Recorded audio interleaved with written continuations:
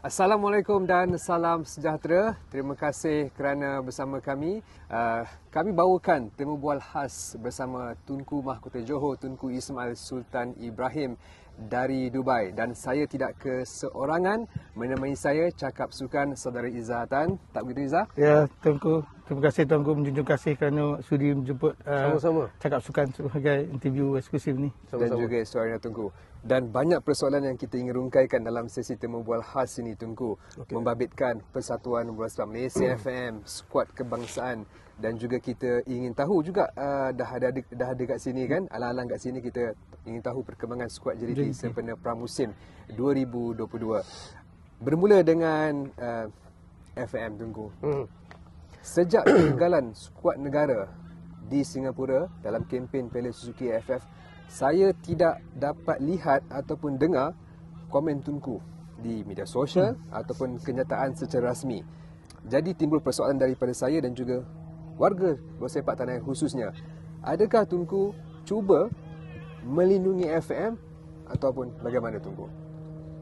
Yang pertama, saya tidak cakap apa-apa berkenaan dengan bola sepak buat masa itu. Kerana saya tengok ramai sangat orang yang menunjuk pandai bercakap tentang situasi berkenaan dengan FAM, sedangkan saya bukan nak lindung FAM, tetapi saya tahu cerita sebenar apa yang berlaku di dalam. Dan saya rasa pun peminat bola sepak tanah air pun tahu, sedia maklum yang saya seseorang yang suka bercakap tanpa ada selindung ataupun batas. Saya like to be direct. Ya. Tetapi berdasarkan, tak boleh cakap kosong, mesti cakap berdasarkan dengan fakta berkenaan dengan setiap situasi. Betul? So bagi saya, kegagalan dalam Piala AFF, semua terlibat dan semua orang bertanggungjawab. Jadi tak boleh ada sikap nak selamatkan diri sendiri dan cari orang kata scapegoat, kambing hitam. Memang senang untuk keluarkan persepsi ataupun spekulasi macam-macam cerita. Tetapi cerita itu tidak berasas. Saya tahu apa yang berlaku dan bagi saya yang salah adalah FAM sendiri. Jurulatih Tan Chee Ho. Jurulatih Tan Chee Ho. Dan juga FAM punya kegagalan untuk ada engagement dengan pihak media dan penyokong untuk cerita sebenar apa yang sedang berlaku. Apabila lama sangat berdiam ataupun apabila ada gap komunikasi antara pihak media, FAM dan juga penyokong, ini yang berlaku, macam-macam spekulasi dan cerita-cerita yang keluar. Jadi itu pada pandangan saya.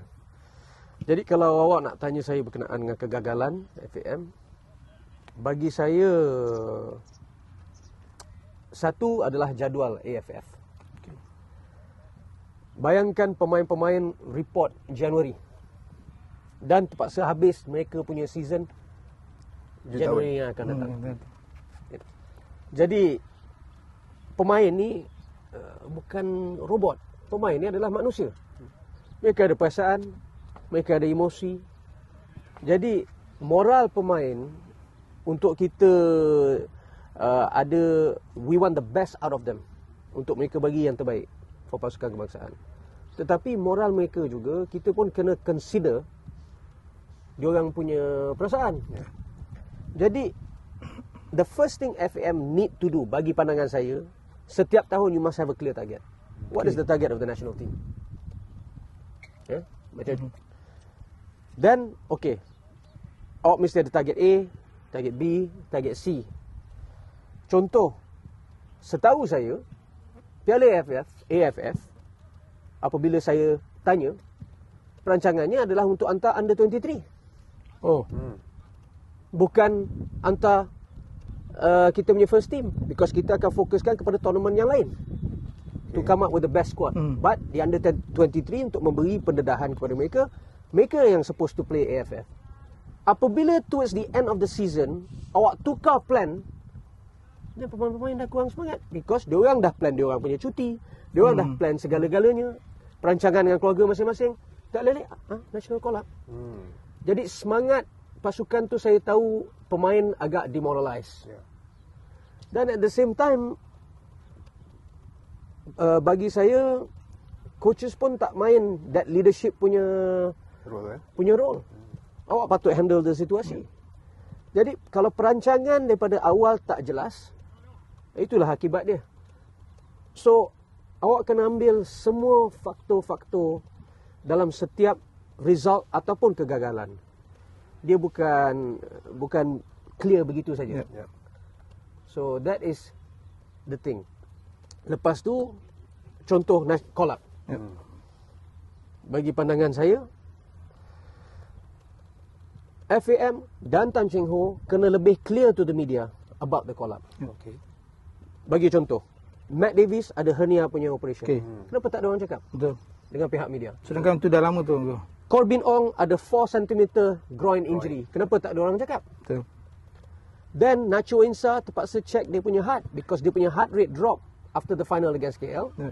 Then have to be sent to Barcelona untuk check dia punya jantung. So, and then ada persepsi,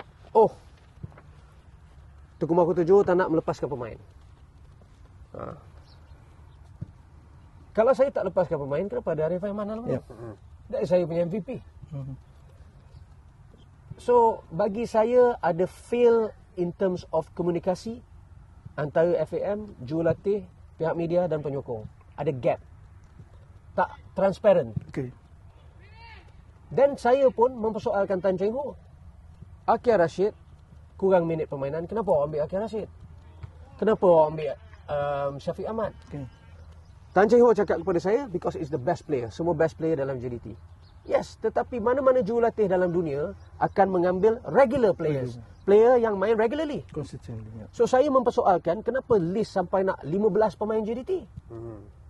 Takkan budak-budak ni cuti 6 hari saja? Yeah. Lepas tu report pre-season. But, oleh kerana nak membantu pasukan national team, saya lepaskan. Because that is perhubungan yang kita ada dengan national team. Bekerjasama. But bagi saya, and then awak ambil Badrul Bakhtiar, center midfielder ataupun center attacking midfielder ataupun right midfielder, pergi main center defensive midfielder. Kenapa? So, Faizal yang main Terengganu? Faizal Halim. Ya. Iki. 6 bulan main left wing. Masuk national team pergi main center mid. Betul. How you expect a player to perform? Ya. Jadi pada saya, plan tu tak ada perancangan yang elok. Okay. Sama juga groin injury kepada Syamil Kuti. Kenapa tak ada laporan groin injury Syamil Kuti? Ya. Clear. Jelaskan kepada media. Sumareh minta permission dengan Tan Cheng Ho, Okay. and pihak FAM. Dia dah begitu lama tak balik negara dia, jumpa keluarga dia, dia minta boleh ke tidak. Pasal perancangan tu dia dah buat 1 tahun. Dan apabila dia suddenly kena call up AFF, dia minta jasa baik FAM. FAM pun lepaskan dia, jurulatih pun lepaskan dia. Kenapa tak ada orang cakap dengan media yang kami lepaskan Sumareh oleh kerana sebab tertentu dan kami yang benarkan. Ya. Keluar headline, Sumareh reject main untuk national team. Inilah saya cakap lack of communication. So saya salahkan media FAM. Saya salahkan pihak tu. Dan juga jurulatih kerana awak tak clear, awak tak jujur.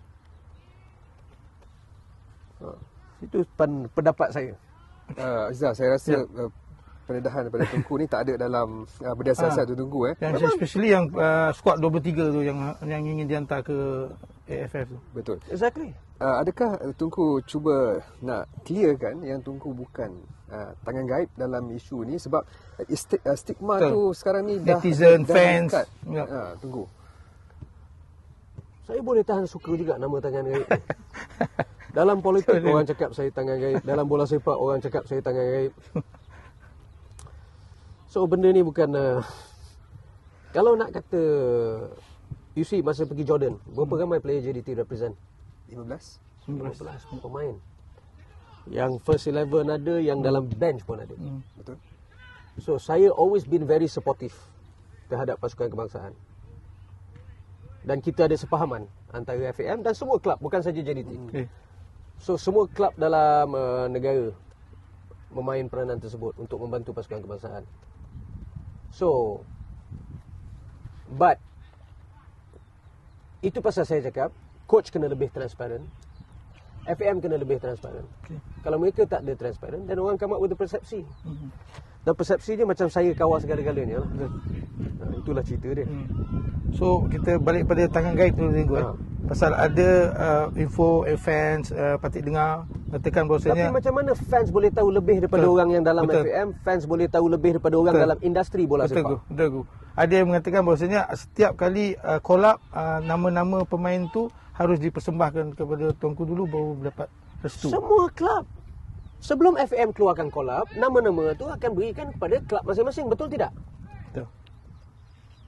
Because maklumat tu itu pemain kami. Kami yang membayar gaji mereka. Jadi setiap pemain yang collab, semua orang akan terima list. This adalah pemain-pemain yang collab. So itu bukan mempersembahkan kepada saya, itu standard procedure. That is standard procedure. Semua klub akan terima benda tu. So bagi saya itu adalah cerita dongeng. Tapi Tengku, sejauh mana kebenaran ni? Sebab ada jurulatih yang ditawarkan kontrak untuk menjadi jurulatih kebangsaan. Perkara pertama yang dinyatakan, dia nak free hand. Dan juga ini juga termasuk daripada jurulatih luar yang memberi komen sedemikian. First of all, bagi saya jurulatih, a national team punya jurulatih harus ada free hand. Dan kita tak perlu nak ada manager daripada ahli Exco FM. Kenapa perlu ada manager? 2 assistant manager. Tak payah. Sepatutnya jurulatih tu dialah the manager and the head coach. Dan bagi dia kebebasan, dia punya program, apa dia nak, players mana, that is up to dia. So awak kena beri dia lebih ruang untuk improve. So that is bagi pandangan saya. Kalau dia tak ada time, awak tak boleh nak, dia jadi jurulatih hari ni, kita kena win 3 games straight. It takes time. Dia perlu kaji, dia perlu buat dia analysis, dia perlu buat dia punya strategi. Apa yang dia perlu, apa yang dia ingin, pemain mana, in which position. So awak kena bagi dia free hand. Dan saya rasa pun untuk jurulatih-jurulatih tu cakap, kita tak nak ada campur tangan daripada pihak luar. And all that pun mungkin maksud dia lain. Because saya spoke to Boyan Hodak. Saya cakap, you say Boyan Hodak message saya. Dia cakap, I think my sentence was taken out of context. Dia message saya. So saya cakap, no problem, that's your hal lah. That's your problem. Saya tak ada kena-mena dengan FAM ataupun perancangan mereka, siapa mereka nak sebagai jurulatih, itu atas mereka. Alright. So tadi berbalikkan kepada perkara tangan gaib tu. So boleh Tengku bagi statement mengatakan bahawa tangan gaib tu bukan Tengku.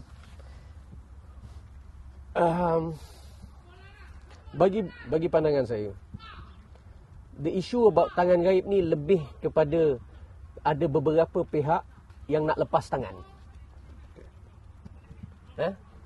Lepas tangan ataupun contoh semua nak selamatkan kepala masing-masing. So kegagalan perancangan, kegagalan kerja sebagai seorang jurulatih ataupun kegagalan ada satu transparansi dengan penyokong ataupun pihak media punya engagement. Senang aja. Ni semua ada tangan gaib. So saya lah kambing hitam. Sedangkan saya tak ada kena-mena dengan benda ni semua. So bagi pandangan saya tak ada orang kata kecewa ataupun marah orang nak kaitkan saya ataupun salahkan saya. Saya tak peduli. But bagi pandangan saya, jangan kerana nak selamatkan kepala masing-masing and then mainkan persepsi seolah-olah Tengku Mahukutujuh yang kontrol segala-galanya. Apa pendedahan Tunku berkenaan dengan pertukaran perancangan FM di San Akhir daripada antar skuad skuad bertiga ke skuad senior? Adakah Tunku rasa FM tidak membuat satu perancangan yang rapi berkaitan dengan itu pasal saya cakap, sepatutnya setiap tahun mesti ada realistic target. Alright. Setiap tournament. Okey, mana keutamaan dia? Okey, kita nak fokus on this tournament. Okey, jadi semua orang tahu kita fokus on this tournament. Tapi kita tak boleh buat keputusan last minute. You see? FAM dan pasukan, setiap pasukan yang bertanding dalam negara mesti ada sepahaman. Mesti ada salah satu perhubungan yang membantu antara satu sama lain, tetapi sama-sama kena bertanggungjawab. Tak boleh memberi beban kepada mana-mana pihak. So perancangan daripada awal tu sepatutnya bila FAM dah ada perancangan, FAM seharusnya pergi kepada setiap pasukan-pasukan, terangkan, okay, this is the agenda of the national team. Pasal kita pun ada schedule kita juga. Betul. Kita ada timetable kita juga. KPI. So that is the thing. Perancangan daripada awal tu paling mustahak, kena clear target. Macam contoh, this is tahun baru. FAM kena keluarkan satu mesyuarat sekarang. Jelaskan kepada setiap pasukan dia punya perancangan dan buat dia punya perancangan untuk dia. Tak boleh last minute. Tak masuk akal. Okay, ini fans, netizen semua ingin tahu kan sejauh mana campur tangan Tunku dalam skuad Harimau Melaya ataupun FM sekali. Saya punya campur tangan saya punya pandangan. Saya sentiasa ada pandangan saya. Campur tangan tidak. Pasal saya tak boleh buat keputusan untuk pasukan kebangsaan. But saya memberi saya punya pendapat. Dan saya rasa semua pihak berhak untuk memberi pendapat masing-masing. Players ni yang tanggung gaji dia setiap bulan saya. Yang jaga dia saya. Bukan FAM. Sama juga macam pasukan lain. Kedah, Selangor, Terengganu, Pahang. Mereka yang jaga pemain-pemain mereka.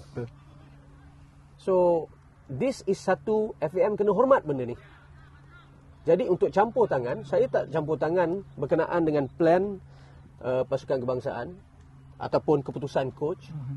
But saya memberi pendapat dan pandangan saya. Kalau saya rasa benda tu tak masuk akal ataupun tak logik ataupun akan memberikan beban kepada mana-mana pihak, termasuk pemain-pemain, saya akan sampaikan saya punya pandangan yang ikhlas. So, that bagi saya bukan campur tangan. That is memberi pendapat. Ada beza memberi pendapat dengan campur tangan. Benda yang lain, benda yang berbeza. Itu cerita dia sekarang ni.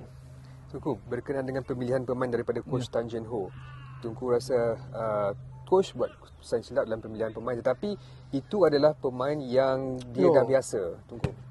Kita tak boleh ada favoritism, kita tak boleh berasa selesa.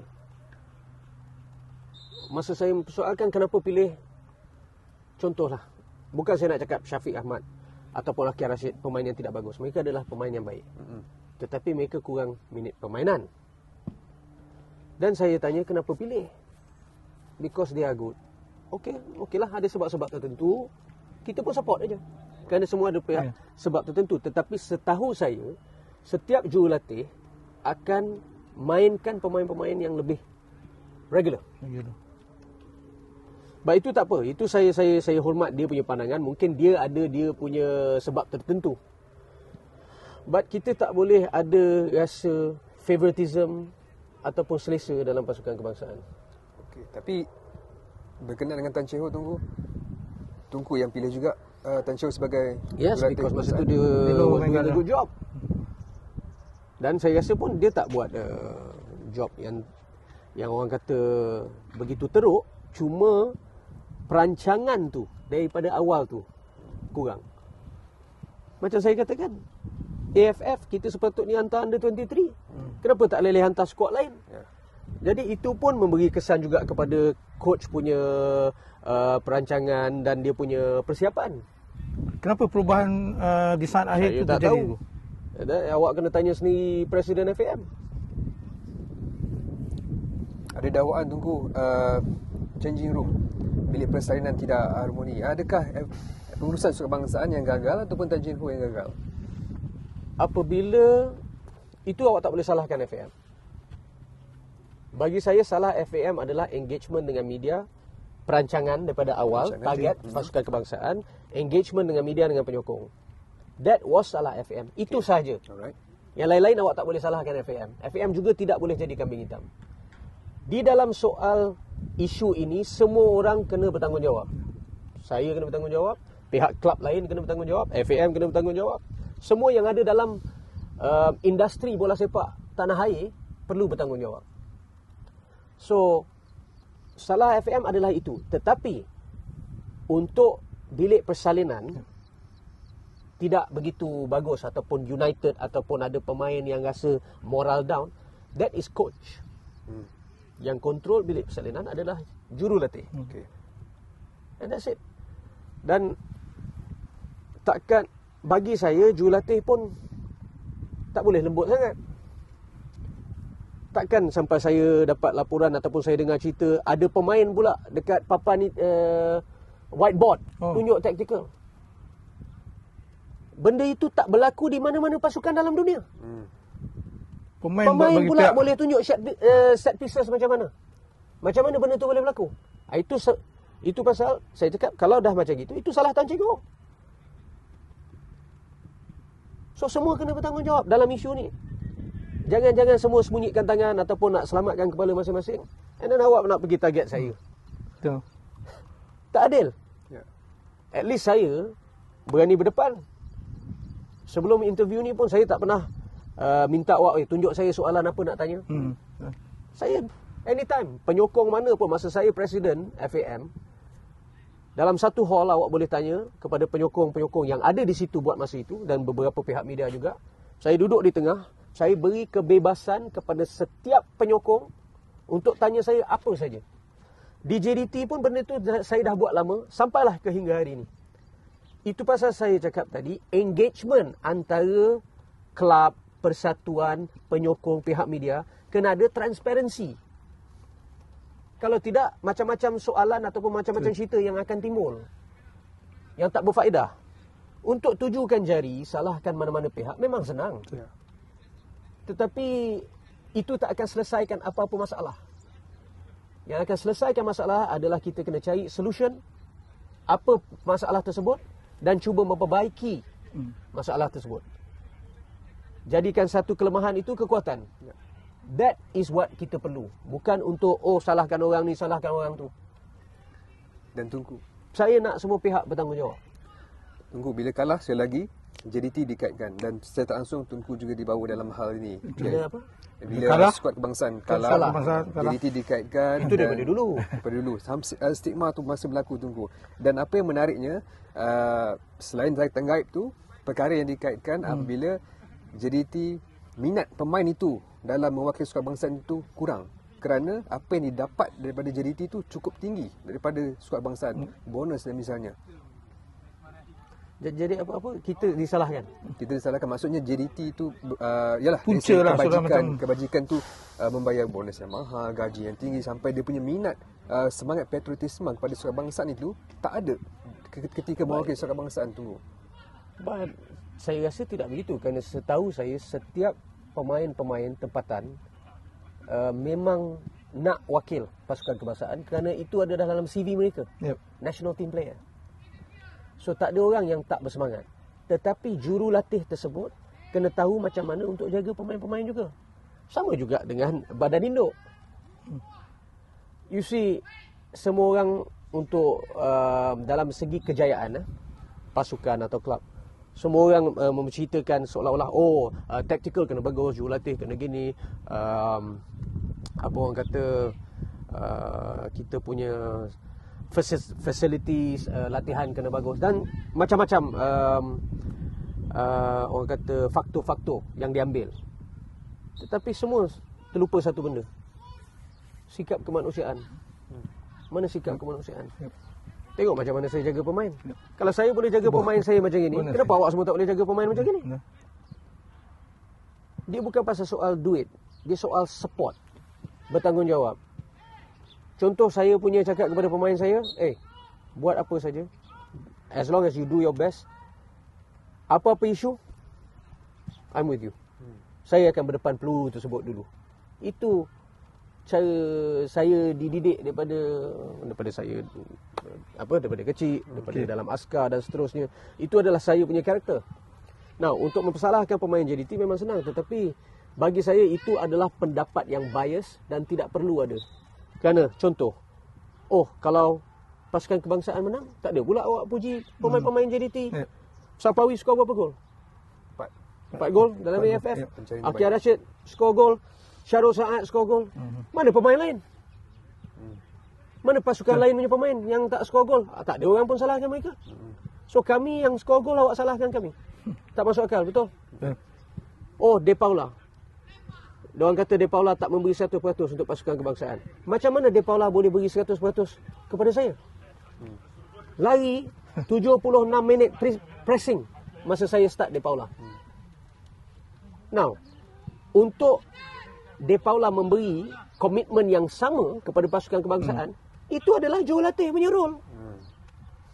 Dia yang bertanggungjawab. Macam mana dia perlu ada satu ability untuk De Paula memberi segala-galanya kepada dia dan juga kepada pasukan kebangsaan. Itu dia punya skill, man management skill. So, jadi jurulatih ni bukan tactical aja aspek. Awak mesti ada man management skill. Jadi, that is bagi pandangan saya. Lagi contoh, De Paula tak skor gol, semua orang salahkan. Bila last Lokman skor gol untuk pasukan kebangsaan? Ada. Berapa banyak minit dia dapat main in real game? In Belgium. Setakat friendly je. Bila last dia main 90 minutes for pasukan kebangsaan? Tak ada. Tak ada orang salahkan dia. Tak ada orang salahkan Syaril Fikri. Tetapi pemain saya yang beri komitmen, yang berkorban, yang perform, jadi kambing hitam. Just because mereka adalah pemain saya. Jadi bagi pandangan saya, pendapat itu adalah bias, tidak rasional dan tidak profesional. Kerana awak membuat satu penilaian berdasarkan emosi, bukan berdasarkan fakta. Nak buat penilaian, kajian apa saja mesti berdasarkan fakta, bukan emosi. That is saya punya pandangan ikhlas. Sumareh tunggu. Sebagai pemain yang diberi IC, sepatutnya dia ready anytime untuk maklumat sebang kebangsaan. Of course, but awak kena juga faham dia adalah manusia. Dan dia dah buat perancangan untuk balik kepada negara dia bukan baru 2 bulan. Dia dah buat perancangan itu 1 tahun. Dah beri surat sebab, because kita tahu dia akan main jikalau. Dan pemain tersebut tahu yang mereka tidak akan dipanggil untuk AFF. Pemain tersebut semua tahu yang perancangan dia adalah untuk under 23. Apabila benda tu tukar last minute, semua orang ada perancangan masing-masing. Jadi kelang kabut dan awak kena faham situasi dia juga. Berapa tahun dia dah tak balik negara dia. Takkanlah dia bersungguh-sungguh main macam nak patahkan kaki untuk pasukan kebangsaan. Satu kali dia nak balik jumpa keluarga dia pun awak tak bagi. Inilah saya kata sikap kemanusiaan. Kalau awak ada sikap kemanusiaan, pemain tersebut akan beri lebih komitmen untuk memberi yang terbaik untuk pasukan kebangsaan, untuk pasukan itu. Awak kena pandai jaga sensitivity players. Sebab apa tunggu? Dia dibandingkan dengan beberapa pemain yang sanggup berkorban, tinggalkan anak isteri yang baru melahirkan anak, misalnya Badru Batia, termasuk Aidil yang ketika itu suami isterinya sedang mengandung. Semua pemain lain. Betul? Tidak ada manusia semua yang sama. But balik semula kepada ceritanya. Orang ni dah tak balik kepada negara sendiri dah berbelas tahun. Tak pernah sekali training tak bagus, tak pernah sekali tak memberi komitmen apabila dimasukkan untuk mewakili pasukan kebangsaan. Dia buat perancangan dia dan saya rasa kita sebagai seorang manusia harus menghormati keputusan itu. Kalau Badrul Bakhtiar baru dapat anak, dia nak tinggalkan bini dia dengan ni untuk pasukan kebangsaan, itu terpulang kepada dia. Tetapi jangan bagi 50% dalam padang lah. Bagilah 110. Setiap pemain harus bagi 110. So itu adalah pandangan saya. Berbalik pada sikap peri kemanusiaan tu, kalau kita lihat salah satu fakta daripada finding daripada Badan Siasatan Bebas, ada mengatakan skuad Harimau Melaya ni ada 3 puak tu. So macam mana aku boleh share 3 puak apa? 3 puak of team dalam satu team itu ni. Itu saya tak tahu. Itu apabila benda itu berlaku, Itu kegagalan siapa?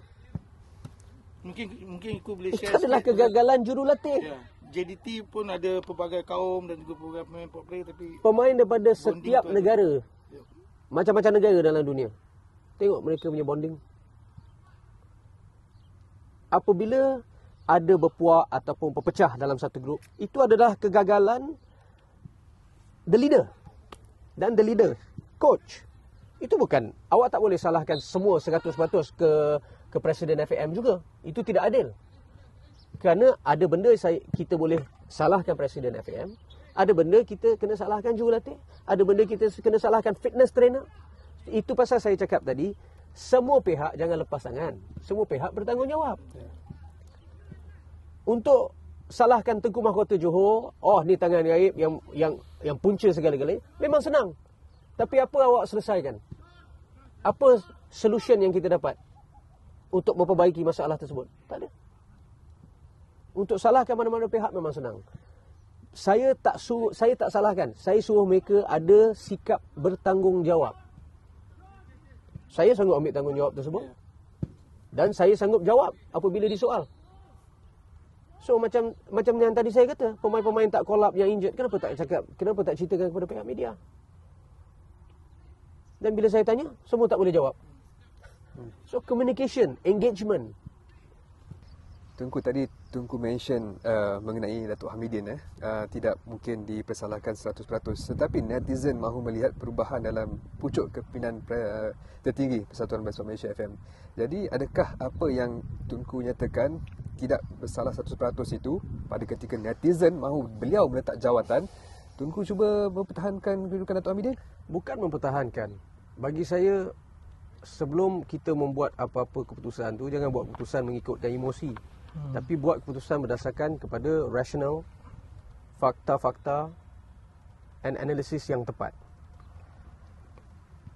Jadi awak kena faham, yang pertama sekali, tak ada orang yang ada dalam badan induk ke, jurulatih ke, ataupun mana-mana kelab ada niat yang tak baik. Semua nak buat yang terbaik. Jadi niat baik tu ada. Tapi mungkin cara mereka bekerja tu mungkin tak sepatutnya benda tu dilakukan dengan cara tertentu. Mungkin kena ubah suai sikit. Itu yang saya cakap tadi. Balik semula kepada apa yang saya cakap yang awal tadi. Perancangan, engagement, lebih jelas, lebih transparansi. Kerana penyokong-penyokong bola sepak tanah air yang sayangkan pasukan kebangsaan ingin lihat yang terbaik buat pasukan kebangsaan. Jadi itu pasal saya cakap information perlu sampai kepada penyokong-penyokong pihak media. Apa yang sedang berlaku. Tetapi awak tak boleh buat 100% salahkan dia, kerana dia tak buat tactical punya kerja. Yang tak skor, pemain. Yang bolos, pemain. Yang tactical kurang rapi, jurulatih. Macam mana boleh salah Presiden FAM? So, nak buat, bagi saya, macam yang saya katakan tadi, semua kena bertanggungjawab. Cari jalan untuk memperbaiki situasi tersebut. Cari a solution. Macam mana nak jadikan kelemahan itu kekuatan. Dan jalankan tugas dengan baik. Itu saja. Itu pandangan saya. Kalau awak nak tukar, dia nak tukar dengan siapa? Dia dah lama serve Malaysian football. Dia dah ada dalam Malaysian football dah lama. Dan juga bukan dia tak beri apa-apa kepada industri bola sepak tanah air, dia ada memberi sumbangan juga kepada industri bola sepak tanah air. So, kalau awak nak dia keluar, letak jawatan, awak nak tukar ganti dengan siapa? Kalau Patik saya pilih Tengku boleh, because saya ada orang kata saya ada JDT. Jadi ada conflict of interest. Nak cari neutral pun, ada yang kata nak letak Vincent Tan. Ya, dia ada klub di England dan Belgium. Tetapi bagi saya tak kena, kerana you must understand senario bola sepak tanah air is completely different kalau nak dibandingkan dengan Eropah, negara-negara lain. You see? Sekarang ni Tengku ada masalah dengan FM atau FM ada masalah dengan Tengku? Kita tak ada masalah. Saya kawan dengan semua Exco FM, saya berkawan. Termasuk Tan Cheng Ho, saya masih ada perhubungan yang bagus. Sama juga macam saya dengan Presiden FM. Saya ada perhubungan yang bagus. Tetapi kalau ada salah-salah. Kalau betul-betul. Kalau saya rasa benda itu tak betul, saya cakap benda itu tak betul. Itu tak semestinya saya bermusuh dengan dia ataupun saya ada masalah dengan dia. Kalau benda betul-betul, benda tak betul, tak betul. Itu cerita dia. Mengenai badan siasatan bebas ditubuhkan, apa komen? Bagi Perlu saya ataupun tak perlu? Bagi saya membuang masa. Membuang masa. Kenapa? Well, saya bagi contoh. Visi tanpa pelaksanaan adalah satu halusinasi. Awak ada tengok JDT mesyuarat? Saya tak pernah pergi mesyuarat. Saya panggil semua yang bekerja dalam kelab, bagi saya laporan. Di situ juga saya membuat keputusan, laksanakan kerja masing-masing. Habis cerita. Tak guna nak siasat, tak guna nak tangguh keputusan mesyuarat yang lagi satu. Itu semua membuang masa. Nak buat kerja di mana-mana aja boleh. Tapi yang penting kena execute, kena cepat buat keputusan. Tak boleh tangguh, mesyuarat. Banyak sangat formalities. Di JDT saya tak ada mesyuarat pun. Saya datang office, panggil semua orang, bagi saya laporan. Saya cakap, okey, benda tu tak betul, jangan buat benda tu. Okey, benda ni. Buat perancangan, terus buat keputusan, memberi mereka full kebebasan untuk menjalankan tugas. Saya guide apa yang saya suka, apa yang saya tak suka, apa yang saya rasa patut ataupun tak patut. Itu saja. Dan jikalau ada masalah, kami sama-sama bertanggungjawab, sikap bertanggungjawab untuk betulkan. FM patut ikut cara yang sama. Tak boleh mesyuarat, tanya ni, tanya tu, file sampai tebal ni. Saya tahu pasal saya dulu dalam FM, file sampai tebal ni. Lepas tu tak buat keputusan. Dan macam mana? Tunggu. Contoh saya buat silap. Banyak orang bangkitkan cerita pasal Nelo Vanguarda. Ya. Tahu macam mana saya kenal Nelo Vanguarda? Bojan Hodak yang recommend saya Nelo Vanguarda. Oh. Masa tu saya punya komitmen adalah untuk selesaikan hutang-hutang ada dalam FAM. Dan juga untuk tukar perlembagaan FAM. Kerana at that time dengan perlembagaan yang asal yang lama, kuasa Presiden FAM tu terlampau besar sangat. Terlampau besar sangat. Jadi untuk FAM menjadi custodian of the league, bukan owner of the league, kita tukar perlembagaan tersebut. Pasal today kita ada MFL. Ya. Okey. Lepas saya dah buat tugas tu, dan at that time saya bukan tetapi saya tidak ada 100% fokus on national team kerana saya tengah membetulkan sistem yang ada. Termasuk dengan hutang-hutang, kes-kes lama, itu semua. Apabila benda tu dah selesai, baru saya boleh fokus to national team. But with immediate untuk ambil coach luar masa tu, Bojan Hodak recommend saya Nelo Vanguarda. Saya ambil Nelo Vanguarda dulu. Tapi selepas saya nampak ada benda yang tak kena, kita ketepikan Nelo Vanguarda. Ambil Tan Cheng Ho. Dan alhamdulillah Tan Cheng Ho menjalankan tugas dengan baik. Ada result. Tetapi towards the end ni tak ada result. Okey, tak apa. Apabila benda macam itu berlaku, tukar. Jurulatih saya dah tukar dalam JDT 9 kali. So jangan takut nak tukar apa-apa. Yang penting perancangan tu kena jelas. Visi tu kena jelas, policy kena jelas. Itu yang paling mustahak sekali. So ramai orang cakap, saya lah punca kerana saya pilih Nelo Vanguarda. Selepas saya membuat silap dengar recommendation Bojan Hodak, saya terus ambil tanggungjawab tersebut, saya sack Nelo Vanguarda. Dan adakan Tan Cheng Ho. So, itu yang saya kata tadi. Semua orang ada buat silap, tetapi kita mesti ada sikap bertanggungjawab lah. Untuk ambil tindakan-tindakan yang patut. Tunggu, netizen ataupun peminat bola sepak tanah air berpendapat Lim Tiong Kim sebagai individu yang patut berada dalam sistem bola sepak negara. Kenapa Tunku tidak mungkin mencadangkan kepada FM tentang keberadaan sistem bola sepak apa? Pembangunan ke ataupun national team? Mana satu? Head coach of national team. Dia pernah jadi coach senior team. Tak ada. Dan mungkin patut berada di sistem pembangunan. Kalau nak sistem pembangunan boleh, tapi gaji dia berapa? Masa dia nak kerja dengan saya, dia nak minta 70 to 80 ribu euros sebulan. Lepas tu nak bawa lagi 2-3 orang dalam tim dia. Pembantu juga tu ya. Pembantu. Takkan saya nak bayar macam gitu. Saya punya players, termasuk saya punya head coach pun gaji tak sampai itu. Bagi saya benda tu terlampau banyak sangat. So saya tak salahkan dia. Semua orang berhak untuk minta sesuatu, tetapi tak munasabah bagi saya. Kena tengok CV juga. Mungkin value dia. So kalau awak nak dia jadi national team coach, pernah dia jadi national team coach atau no?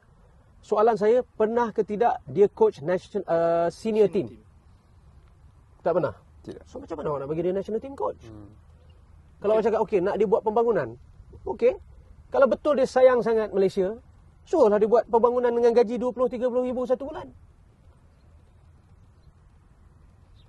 Mungkin value tu dia base pada Qualification. Bayern Munich punya. Pergi tanya Bayern Munich.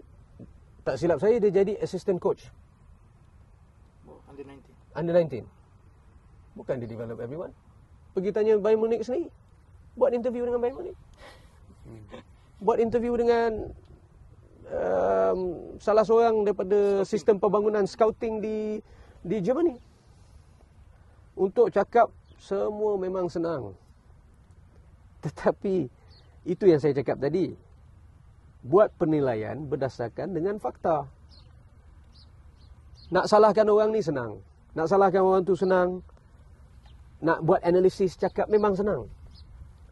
Tetapi kadang-kadang kita pun kena pikul tanggungjawab. Kita pun kena sedar tempat kita. Dan kita kena buat satu apa-apa statement ke, ataupun apa-apa yang kita cuba memberi cadangan, harus kita menilai betul-betul. Tak boleh cakap-cakap kosong. So, itu pendapat saya berkenaan dengan Lim Tiong Kim. Tunggu, saya nak berbalik kepada pemilihan pemain skuad kebangsaan tu. Saya rasa coach tak ada pilihan sebab semua pemain yang berada dalam pasukan JDT tu adalah terbaik yang pernah mempunyai caps bersama skuad kebangsaan. Dan ramai yang beranggapan apabila JDT memborong semua pemain kebangsaan tu sebagai punca skuad kebangsaan tak dapat membentuk skuad yang mantap. Tidak juga. Kerana di JDT dia dapat berlatih di tempat yang bagi saya pusat latihan yang terbaik di Southeast Asia. Teknologi, coaching, dan juga dapat main exposure game dengan pasukan-pasukan yang hebat internationally. So itu bukan satu, bagi saya itu adalah pendapat yang kurang arif ataupun kurang tepat, ataupun pandangan yang kurang tepat. Kerana kalau awak tengok exposure yang mereka dapat, main ACL, dah masuk ni 4 tahun, AFC Cup. Daripada 2014 kita dah main AFC punya pertandingan. Jadi itu internationally memberi satu exposure kepada setiap pemain JDT. Dan berlatih di tempat yang bagus. So itu bukan satu excuse, kalau JDT ambil player tu akan tenggelam. Kalau player tu tenggelam, macam mana baru-baru ni AFF Sapawi Rashid 4 gol? Kalau player tu tenggelam, macam mana Arif Aiman boleh first 11? Kalau player tu tenggelam, macam mana Akia Rashid boleh skor gol? Syarul Saad boleh skor gol? Saya punya defend, ajar striker Malaysia macam mana skor gol? So, ada mana-mana pemain JDT tenggelam? Bagi saya tidak. Netizen banyak memikirkan, kata pemilihan 24 pemain yang Tan Sri bawa tu, hanya 24 tu ada. Kenapa dia tak bawa lebih? Mungkin because of player JDT Tunku tak lepaskan. Mungkin itu yang saya cakap tadi. Corbin Ong injured, Matt Davis hernia, Sumarih minta permission daripada awal tahun untuk balik jumpa keluarga, Nacho Insa heart. So detail tu kenapa tak share kepada pihak media? Semua orang lepas tu, oh salah, oh ni Tengku Mahkota tak lepaskan. Sedangkan detail tersebut, apa yang berlaku tu, kenapa tak sharekan dengan pihak media? Syamir Kuti 4 cm groin injury. Kenapa tak ada orang cerita? Ramadan injured, tak ada orang cerita. Lepas tu lagi satu soalan pula saya nak tanya. Tak ada pemain lain ke dalam negara ni? Semua dalam camp JDT je ke yang awak kena ambil? Mana pemain-pemain lain yang diangkat-angkat handal sangat ni? Tak ada pun. Farizal Malas tak call up tu? Saya pun tak tahu kenapa. Kenapa tak ambil Farizal Malas? Penjaga Lagi gol satu terbaik, soalan saya bagi, kenapa tak ambil Anugerah. Syafiq Rahim? Salah satu midfielder, the best midfielder dalam negara, Syafiq Rahim. Kenapa tak call up Syafiq Rahim? Pergilah tanya Juleteh. Ya. Sedangkan Pergi tanya Juleteh.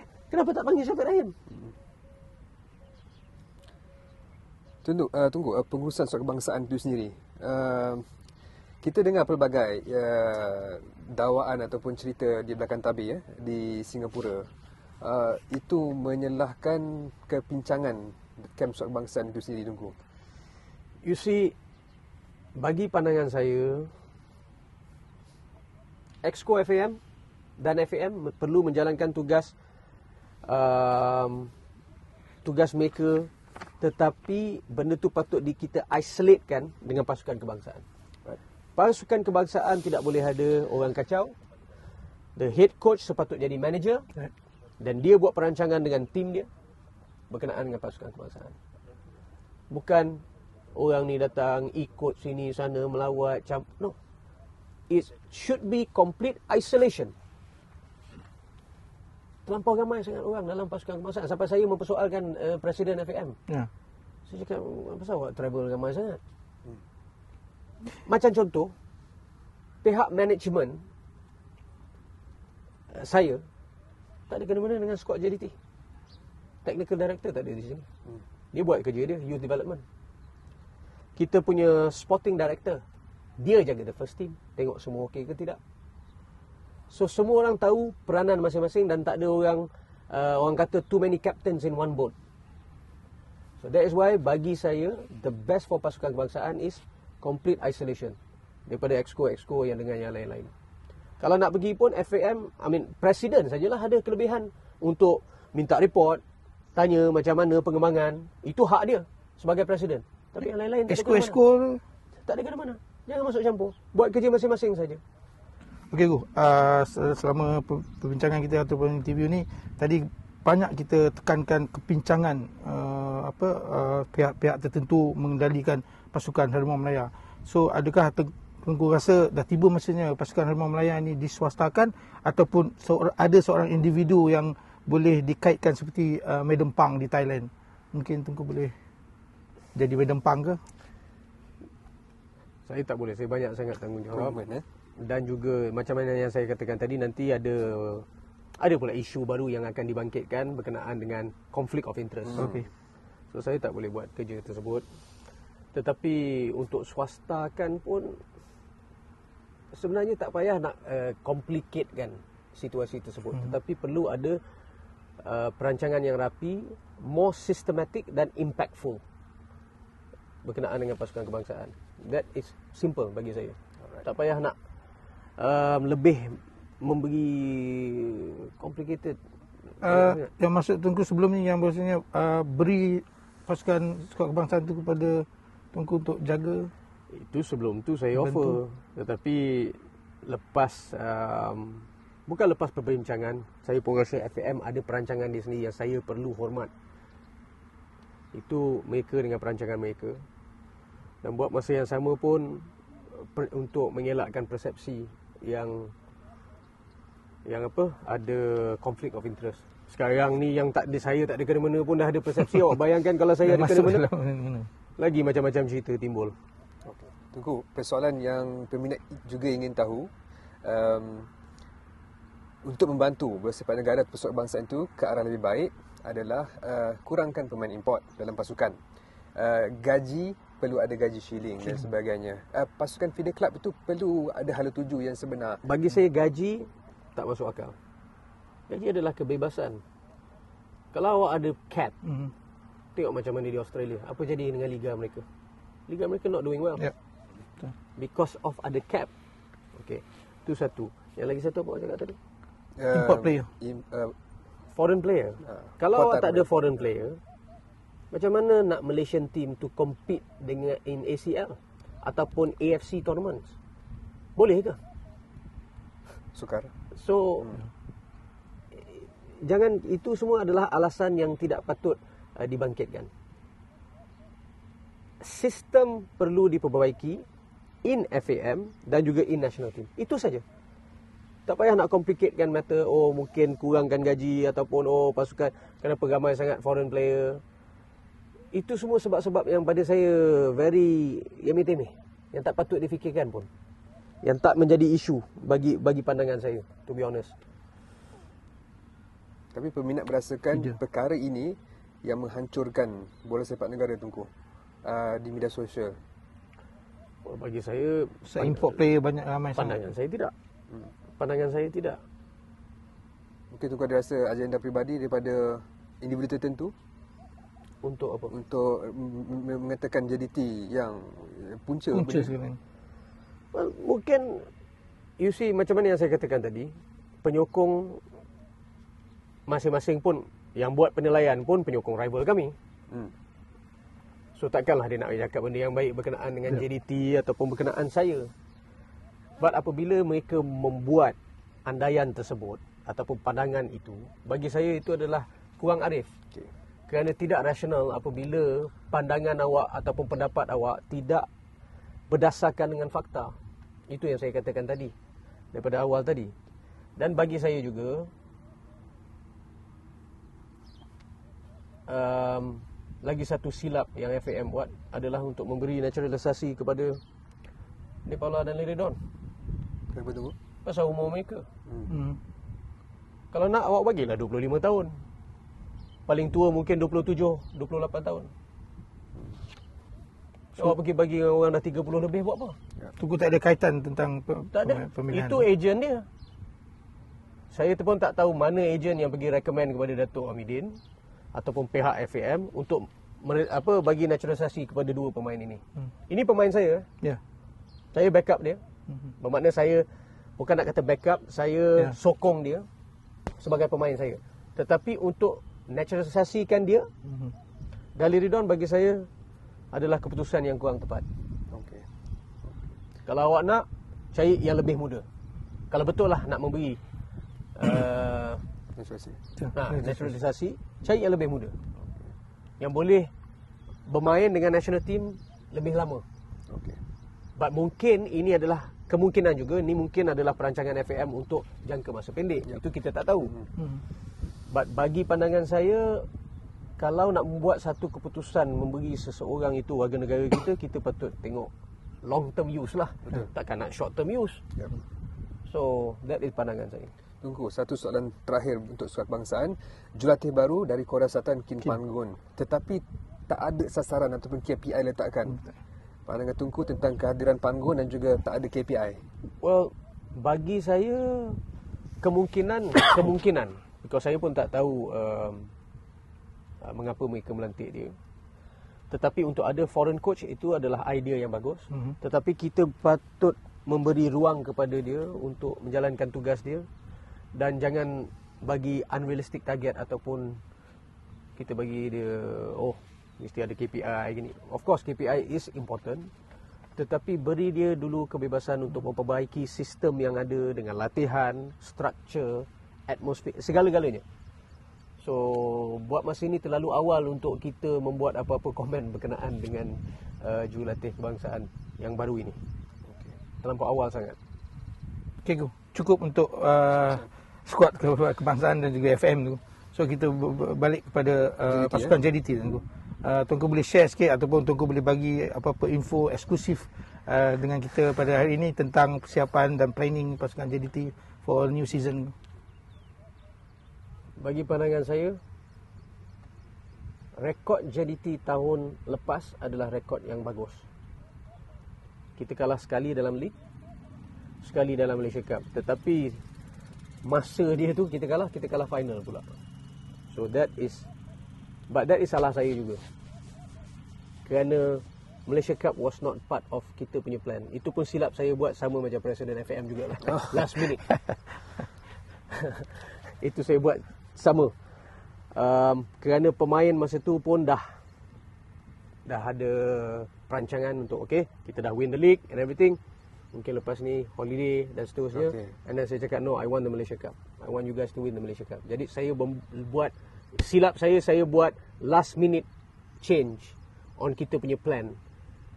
Tetapi saya ingin mengucapkan terima kasih dan syabas kepada setiap pemain kerana mereka memberi yang terbaik.